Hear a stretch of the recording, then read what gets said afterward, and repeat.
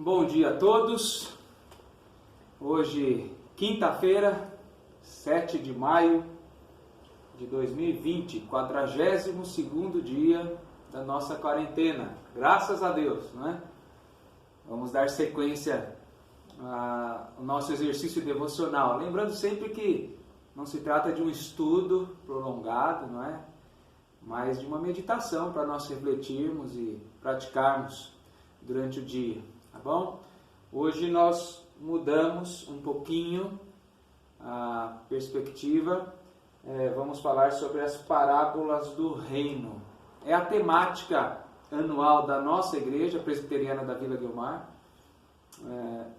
Mas eu convido você também que tem participado conosco a meditar um pouquinho sobre esse assunto que nós achamos fundamental. O reino de Deus. Né? O reino de Deus. Tão falado nos evangelhos.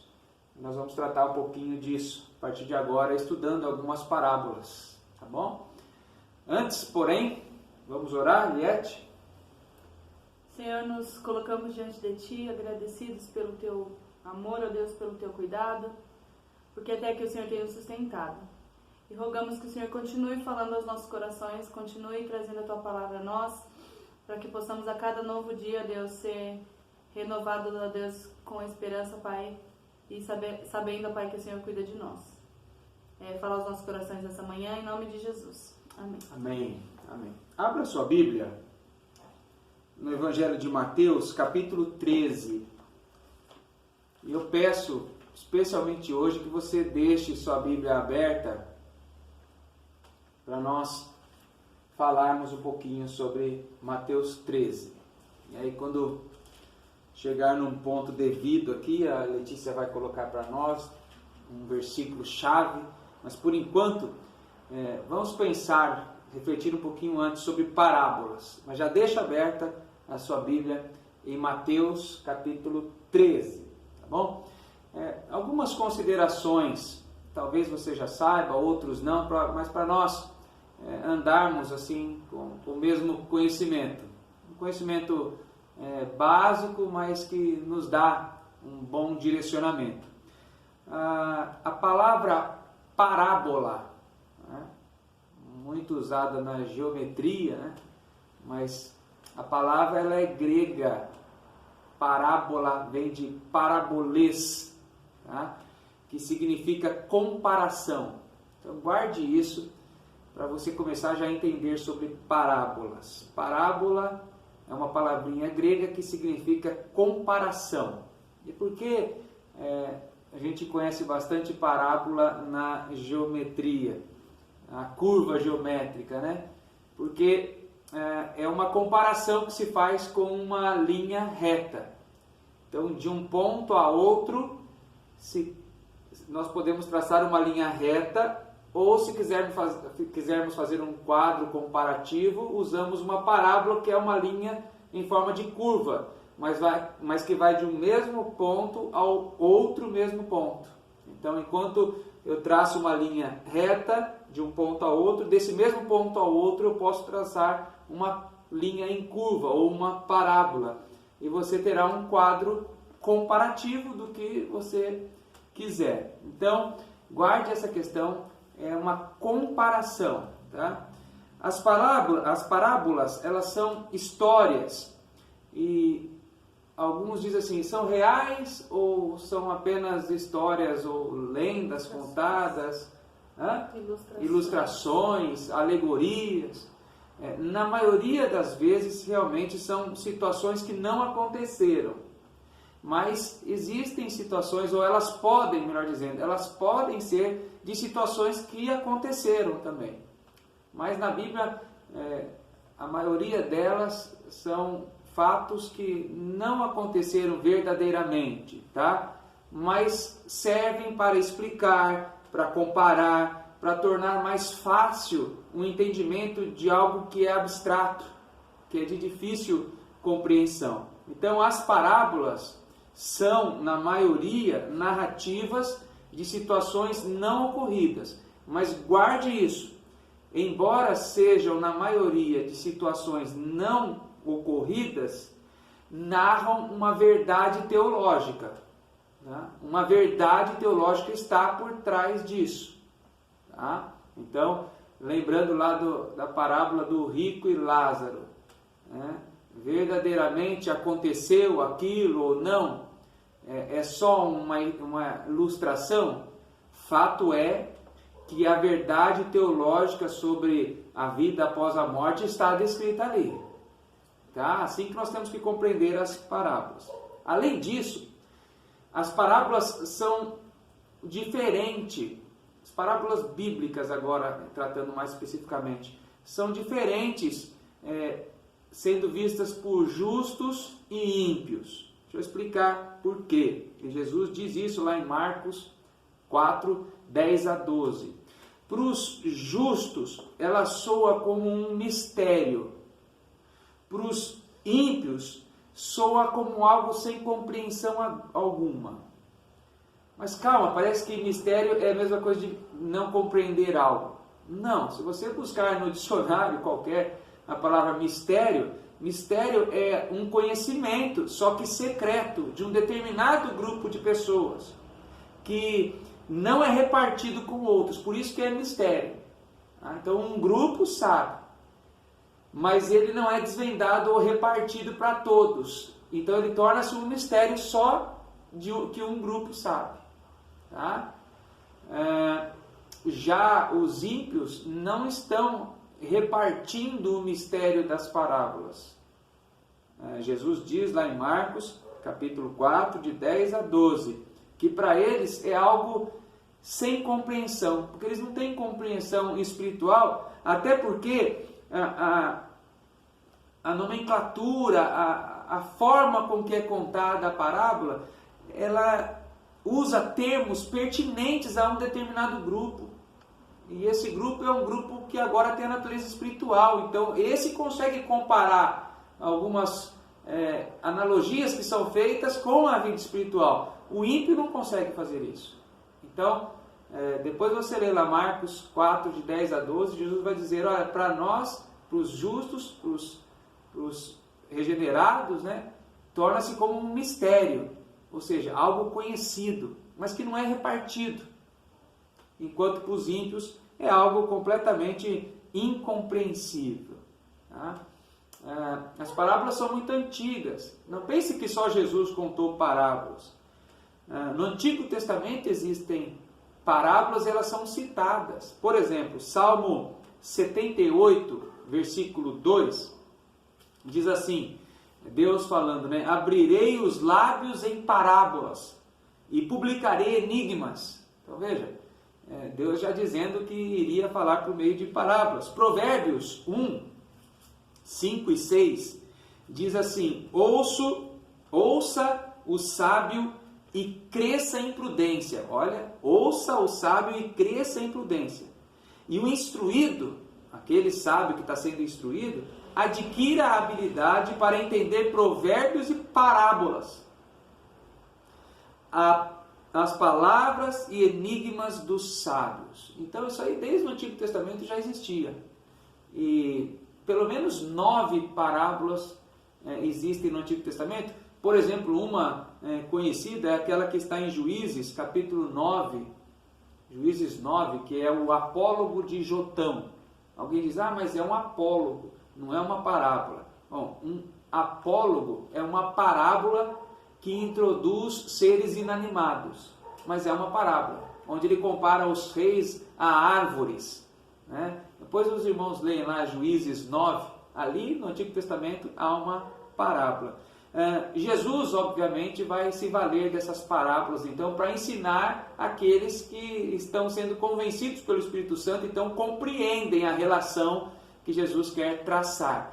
Espero que eu e você entendamos isso, o que mostra que nós fazemos parte desse mistério, que não é repartido a todos, mas é conhecido e entendido e compreensível a mim e a você, que já somos regenerados. Dentre vários assuntos, então voltando ao nosso tema anual da nossa igreja, Igreja Presbiteriana da Vila Guilmar, que é sobre o reino, eu escolhi então Mateus 13, que fala sobre as parábolas do reino. Os evangelhos são repletos de parábolas. Mas Mateus, aquele evangelista que apresenta Jesus como rei, né? Porque vai falar sobre o reino, Sermão da Montanha, então, recheado de palavras sobre o reino, ele escreve o capítulo 13 contando parábolas. São 7 parábolas. Por isso que eu queria que você abrisse. Olha aí para a sua Bíblia. Mateus 13, a primeira é a do semeador. A segunda, versículo 24, é a do parábola do joio. A terceira, a parábola do grão de mostarda. A 4, a parábola do fermento. A quinta, a parábola do tesouro escondido, lá no versículo 44 já. A sexta, a parábola da pérola. Logo em seguida, a sétima, a parábola da rede. E depois acaba, ó. Terminou essa sessão. Existem outras? Existem. Mas essas receberam o nome de parábolas do reino. Tá? Não que outras não falem sobre o reino, mas é porque tudo no mesmo capítulo, todas unidas, e elas têm algo semelhante, né? Algo que as torna como um grupo específico. Por exemplo, em todas elas há a expressão o reino dos céus é semelhante. Veja aí, por exemplo, na parábola do semeador, no versículo 19, fala sobre a palavra do reino. Olha o versículo 24, o reino dos céus é semelhante. Olha o versículo 31, o reino dos céus é semelhante. Olha o versículo 33, o reino dos céus é semelhante. Olha o versículo 44, o reino dos céus é semelhante. O 45, o reino dos céus é semelhante. 47, o reino dos céus é ainda semelhante. Então, dá para perceber que é um conjunto. E por que dá para perceber também que é um conjunto? Porque é a primeira parábola, que é a do semeador, a famosa parábola do semeador, ela vai nortear, ela vai ser um arcabouço onde as outras vão se encaixar e formar um grande grupo integrado de parábolas. Então, essas parábolas, elas pertencem todas a uma mesma temática, tá? Não só sobre o reino, mas estão embutidas. É como se Jesus tivesse dito primeiro a parábola do semeador, mas ele diria assim, olha, eu vou completar. Então, vem a parábola do joio. Eu vou falar mais uma ainda no mesmo ambiente ali, na mesma hora, a parábola do grão de mostarda. Tá? E assim ele vai na mesma sequência. Tá? É bonito isso. E eu queria encerrar essa introdução, hoje é apenas uma introdução, mas queria deixar algo prático para nós também, senão fica algo meramente histórico ou contextual. Né? Mas preste atenção e que isso já sirva para você ir pensando na sua vida, eu na minha, a Letícia na vida delas. Eu já mostrei aqui, até pela expressão, o reino dos céus é semelhante, e também outra parábola, versículo 24, outra parábola lhe propôs, ou seja, tem a ver com a anterior, e assim vai, é uma sequência de parábolas integradas. Mas preste atenção num detalhe bonito dessa seção do capítulo 13 de Mateus. Olha no versículo 3, e aqui vai a aplicação para as nossas vidas. Olha no versículo 3 como inicia. E por que tem que ser a do semeador, a primeira? Porque diz lá no versículo 3, e de muitas coisas lhe falou por parábolas, e dizia, presta atenção agora, eis que o semeador saiu a semear. Então, é Jesus semeando, né? E a semente é a palavra do reino, está no versículo 19, mas alguém saiu a semear. E não vai semear para sempre, uma hora vai parar de semear. E olha como termina a sessão que diz que alguém começou, mas vai terminar. Está lá nos versículos 49 e 50, por isso eu coloco aqui. Assim será na consumação. Opa, alguém começou, agora é a consumação, é o término. Assim será na consumação do século. Veja, depois desse arcabouço de parábolas juntas, sairão os anjos e separarão os maus dentre os justos, e os lançarão na fornalha acesa. Ali haverá choro e ranger de dentes. Então é uma ideia do que Jesus veio fazer e de como ele vai terminar a obra redentora dele e também o juízo que ele fará. E nós, onde estaremos? Como corresponderemos? Então essas parábolas vão nos ajudar bastante a viver uma vida que no final, quando nós lermos e encerrarmos essa nova jornada aqui de parábolas do reino, quando chegar no versículo 49 e lermos lá que sairão os anjos e separarão os maus dentre os justos, tomara que nós sejamos os justos aqui e tenhamos muita convicção disso, pelo que vamos ver e ler com relação a essas parábolas. Então prepara teu coração, porque nós vamos falar daqui para frente uma espécie de síntese do que Jesus veio fazer, instalar o reino através de semear, mas também vai chegar no final, na consumação, quando ele enviará os seus anjos para consumar tudo e separar os maus dos bons. Não que nós sejamos bons e outros maus. Bons, obviamente, no sentido de que fomos regenerados. Nos tornamos justos pelos méritos de Cristo. Porque bondade, a raça estava caída em pecados, morta, né? Nós não temos em nós mesmos bem algum. Mas é no sentido de os bons aqui, aqueles que foram alcançados pela graça de Deus. Prepara teu coração, vai ser gostoso, vai ser interessante nós refletirmos sobre isso, porque vai falar muito conosco, vai mexer muito com a nossa vida, como temos andado, como temos vivido e como podemos melhorar com isso, tá bom? Como fala das parábolas do reino, eu penso no rei, e há um cântico conhecido que é o Ele exaltado, né? O rei exaltado no céu, para sempre o louvarei.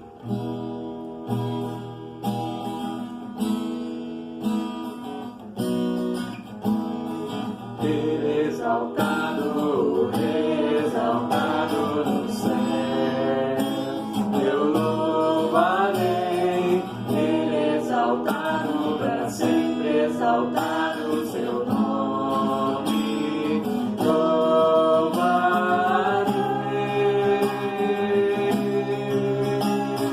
Ele é o Senhor, sua verdade vai sempre reinar. Terra e céu glorifica o seu santo nome. Ele exaltado no céu. Mais uma vez. Ele exaltado no céu. Eu louvarei. Ele exaltado, para sempre exaltado o seu nome. Louvarei.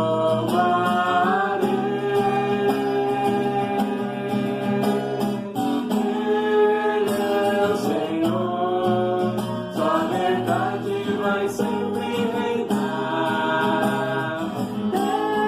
Terra e céus glorificam o seu santo nome. Exaltado, exaltado no céu. Exaltado, exaltado no céu. Ele exaltado, exaltado no céu. Bem, vamos orar. Ó Deus, glorificamos o Teu nome, rogando ao Senhor que nos dê um dia agradável na Tua presença, abençoe as famílias, as vidas que estarão diante do Senhor nesse dia, tomando decisões, cumprindo com o seu trabalho, buscando o trabalho.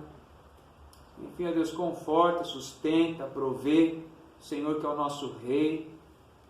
Nós queremos pertencer a esse reino para servirmos ao Senhor e recebermos aquilo que provém de Ti, ó Deus, que certamente deve satisfazer os nossos corações, como soberano Deus e Rei que o Senhor é. Então, cuida das nossas vidas, nós rogamos as Tuas bênçãos com perdão dos nossos pecados, em Cristo Jesus, nosso Senhor. Amém. Amém.